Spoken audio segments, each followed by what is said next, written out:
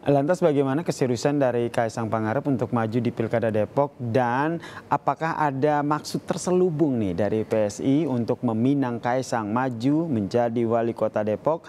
Lebih lengkapnya kita bahas dengan pakar komunikasi politik Karim Suryadi yang telah bergabung bersama kami di Kompas Malam. Assalamualaikum, salam sehat Mas Karim.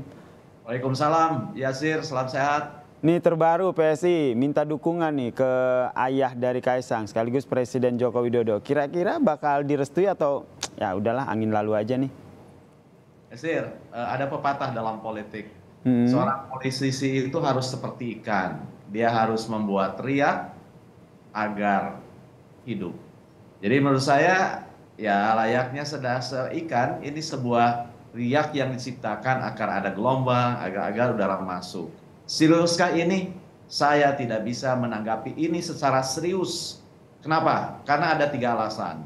Ada 3 bekal yang harus dijawab oleh siapapun termasuk Kaisang ketika ia akan mengiyakan untuk dicalonkan dan maju sebagai wali kota Depok. Yang pertama, ia harus mampu membuat peta sosial, politik, ekonomi wilayah Depok.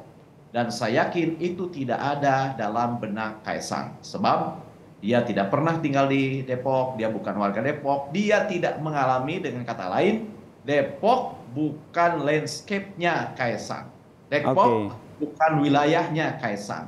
Wilayah Kaisang adalah di Solo. Yang kedua, seorang Arif mengatakan selain harus menggambarkan tentang peta sosial politik, ekonomi, budaya, wilayah kekuasaannya, seorang Arif bijaksana mengatakan seorang pemimpin harus berani menjawab pertanyaan. Apa yang akan dia bawa ke dalam jabatan yang akan diembannya.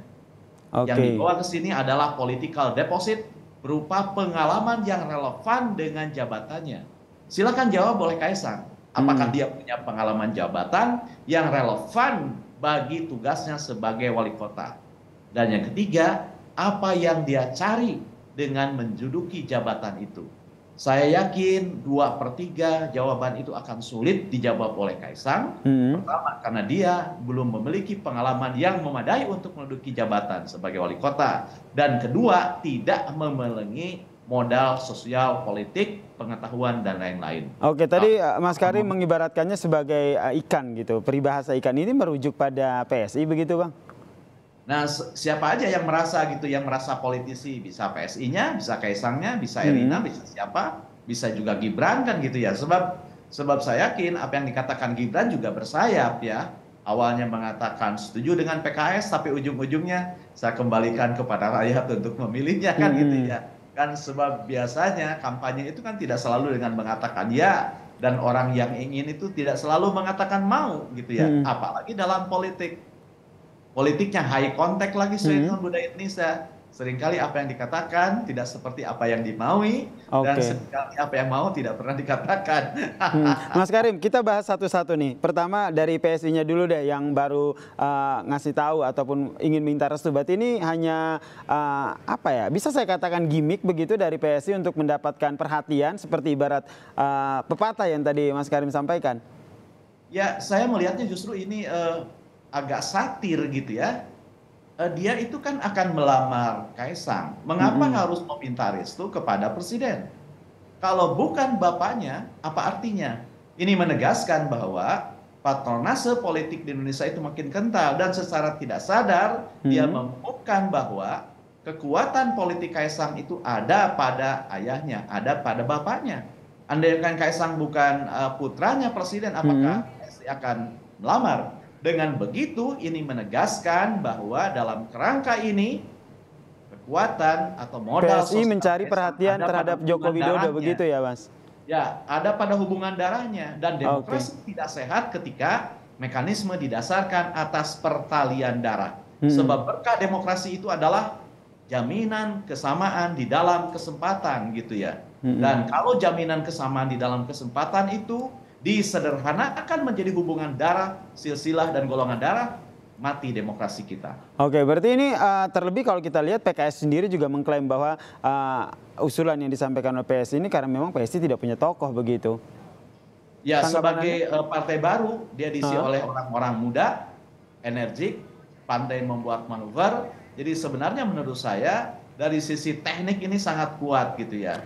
Hanya masalahnya kan politisi bukan hanya atau politik bukan hanya butuh teknik, tapi juga butuh etik sekaligus juga tokoh yang menghidupkan teknik dan etik itu, gitu ya. Mas Karim, kalau kita lihat PSI ini sepertinya mencari perhatian dari Joko Widodo. Nah, menurut Anda sendiri nanti respon dari Joko Widodo sendiri seperti apa? Saya tidak tahu bagaimana Jokowi akan merespon ini. Tetapi menurut saya ini sebuah berita yang kurang memberikan harapan bagi demokrasi, bagi merit system gitu ya. Karena kita ingin jaminan atas kesamaan di dalam kesempatan itu yang dikampanye oleh siapapun. Bukan hanya dalam ingin mencari perhatian dari publik, meningkatkan elektabilitas lah. Contohnya ini juga tidak akan sebenarnya elektabilitas itu kan syarat saja ya.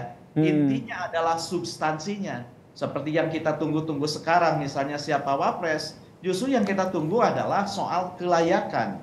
Sebab politik tidak hanya didasarkan pada mau, tapi harus pada mampu gitu ya. Dan kemampuan itu harus mencuat dari pengalaman jabatan yang pernah diduduki.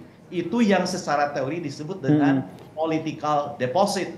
Deposit politik itu tidak lain adalah relevansi pengalaman menangani urusan publik dengan jabatan yang akan dicari atau didudukinya. Oke, tapi menurut Mas sendiri, apakah jurus dari PSI ini akan kemakan nggak sama warga Depok?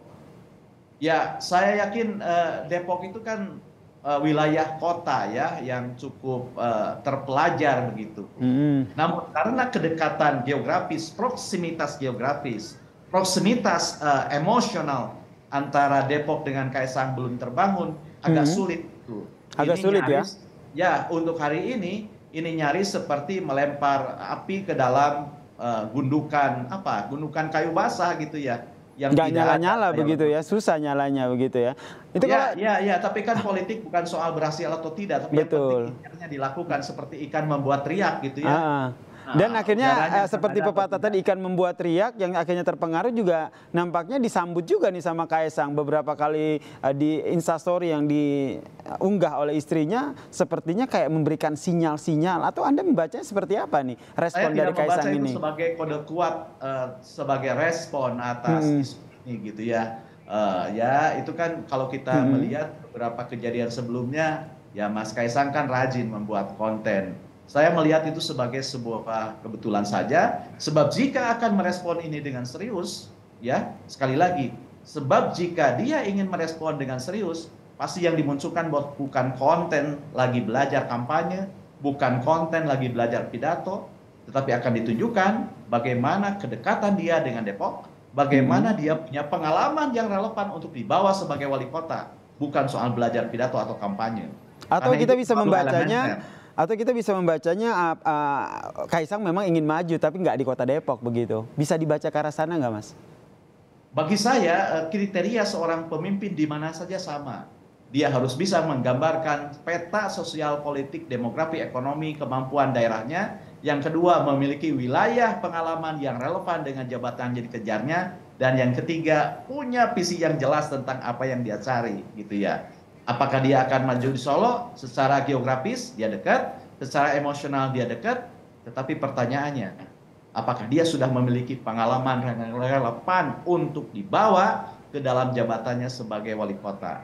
Itu sebenarnya yang kita lihat dari siapapun yang akan menduduki jabatan publik, apakah sebagai wali kota, sebagai gubernur, apalagi sebagai presiden dan wakil presiden. Saya harus memberikan tekanan pada wakil presiden ini, karena itu yang sedang ditunggu-tunggu gitu kan. Karena yang ingin kita lihat, kompetensi yang dimajukan, merit system yang dimajukan, sebab kalau dimajukan itu semata-mata berdasarkan silsilah dan golongan darah, berkah demokrasi yang kita banggakan itu akan hilang gitu ya. Oke, yang jelas yang pertama kita nantikan dulu ya statement ataupun komentar langsung nih dari Kaisang Pangarep, apakah ini betul-betul yakin ditanggapi serius atau tidak ya. Terima kasih pakar komunikasi politik Mas Karim Suryadi telah bergabung bersama kami di Kompas Malam. Salam sehat.